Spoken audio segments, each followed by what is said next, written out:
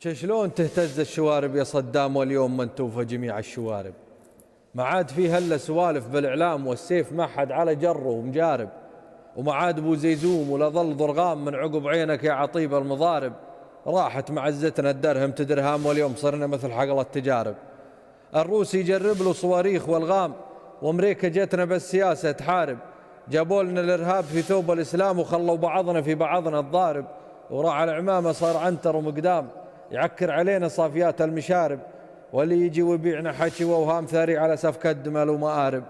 الوضع مزري والعرب عقبك يتام، وضع العرب من بعدك اليوم خارب. عقب العراق اليوم شوف ولت الشام، والقدس للحز تحت حكم العقارب. وتريد تهتز الشوارب يا صدام، أبشرك ما عاد فيهم شوارب.